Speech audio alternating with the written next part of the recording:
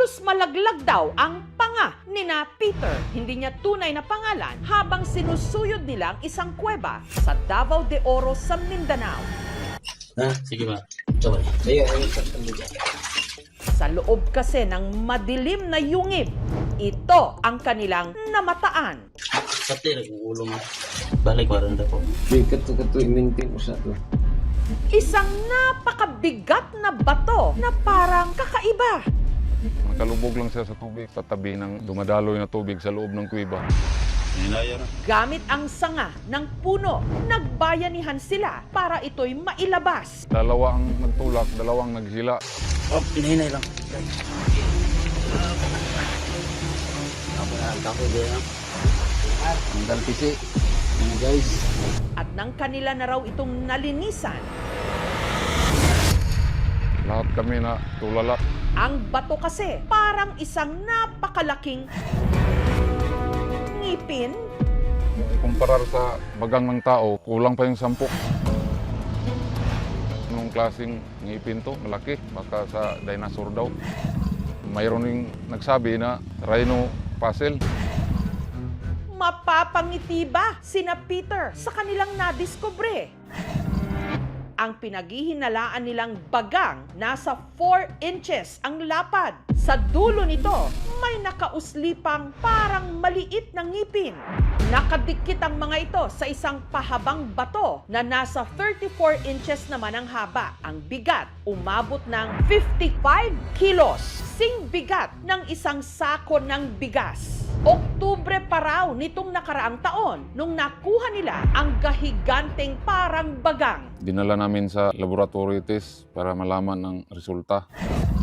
Silicon 2.994%, itong calcium 38.963%. Itong porsyon na ito ay silicon, ito na porsyon ay calcium. Kaya nakumbinsi ako na ito ay ngipin. Gayunman, nag-alangan daw silang ilapit ito sa mga otoridad. Baka ma-recover ng gobyerno. Yun ang pinagtatakutan ng mga kasamahan ko, pati ako. Yun din ang iniisip ko. Maka kukunin ng gobyerno, hindi na mapakinabangan. Kaya sa nakalipas na mga buwan, salitan nila itong itinago sa kanilang mga bahay. Dinala namin dito, 2 linggo, lipat na naman doon sa kabila. Yun ang sabi ng grupo, ma'am. Takot, baka ma-scam daw. Paniniwala kasi ni na Peter, ito na ang kasagutan sa matagal na nilang ipinapanalangin. Pagsasaka ang kabuhayan ni na Peter at dahil daw sa hirap ng buhay, sumasideline din sila bilang treasure hunters. Sumali na lang ako sa kanila, baka makatsamba kung sakali. Pasalamat ako kung may value. Sa hirap ng panahon ngayon, kailangan namin yung financial. Sa 10 taon ko nag-treasure, ngayon lang kami nakahukay ng items nga may halaga. Pero batid ng grupo na ang kanilang ginagawa, illegal. Gustuhin man daw nilang dumaan sa tamang proseso na kumuha ng permits, wala silang pambayad. Makukulong pa daw kung walang permit. Sana kung kukunin man ng gobyerno, wala kaming magagawa. Sana mayroon namang kapalit. Ngayon, ang pinaniniwalaan nilang mga higanteng bagang ang kanilang inaasahan na mag-aahon sa kanila mula sa pangil ng kahirapan. May pinag-usapan kami, 50 million. Yung iba naman ng kasamahan namin, nag-research sila. Meron daw presyo mas mataas. Gamitin namin sa pagsasaka, tapos sa pamilya, pagpaaral sa mga anak. Kung may halaga ito, pakinabangan ng grupo. Kalalabas lang ng asawa ko galing sa ospital, operasyon.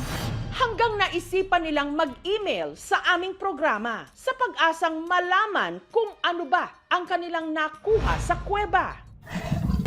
Mula Davao de Oro, sinamahan namin sila pa Davao City para ipasuri ang kanilang nadiskubre sa Bone Collector Museum founder at conservation scientist na si Dr. Darrell Blatchley.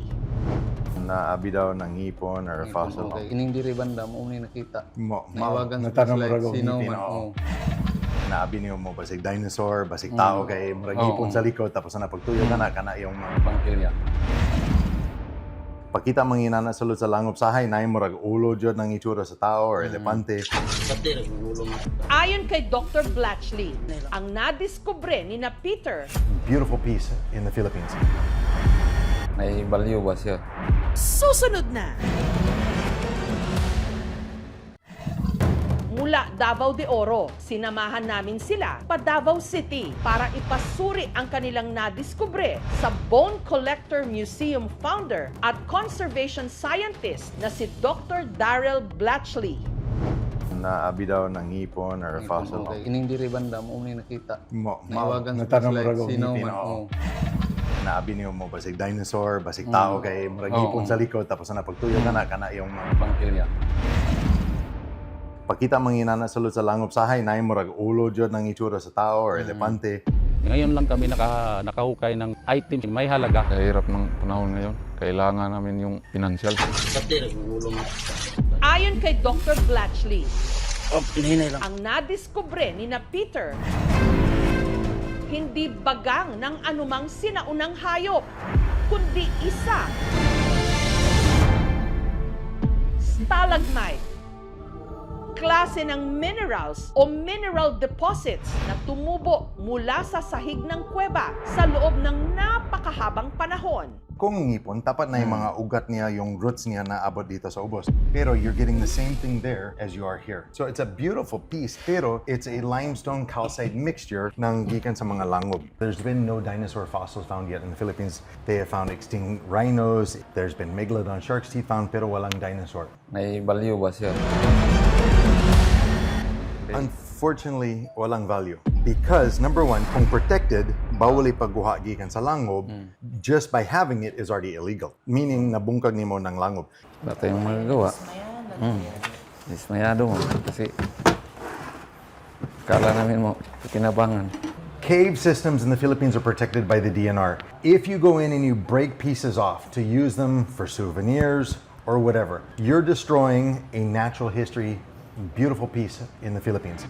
Mahigpit na paalala ng mga eksperto, labag sa batas ang mga expedition o treasure hunting sa mga kuweba na walang pahintulot ng gobyerno. Ayon sa Republic Act 9072 o National Caves and Cave Resources Management and Protection Act, ipinagbabawal ang pagsira, paggambala, pagbago o pagtatanggal ng anumang formation sa kuweba katulad ng stalactites at stalagmites. Limestone caves are basically the water filtration for the Philippine water. The water goes through, filters through it, goes down for our deep wells. Ang sinumang lalabag maaring makulong ng 2 hanggang 6 na taon at pagmumultahin pa ng 20 to 500,000 pesos. Kahit naman sino pwede kasing mag-treasure hunt eh. Kaya lang, pagka nag-treasure hunt ka, may mga kaakibat yan na responsibilidad. Kailangan mayroon ka ring experience o skill. May pera ka rin. At saka meron kang equipment o machinery. Dapat may permit ka talaga kasi kung wala, illegal yun. Kasi once na nakakita ka ng isang treasure at valuable ito, pagpapartihan ng gobyerno at saka yung nakakita. Big deal na yun. Kailangan ipaalam mo na nakakita ka ng ganito. Balik na lang to sa pinanggalingan. Magtutuloy pa rin po ba kayo sa paghahanap? Hindi na ma'am. Umaasang grupo na ito ay pagkikitaan tapos wala naman. Pagod lang na pala. Pati nagugulong. Sa paghahanap ng kayamanan, bato ang kanilang nakuha at paalala na sa bawat pagkakatuklas, kailangan pa ring igalang ang ngipin ng batas.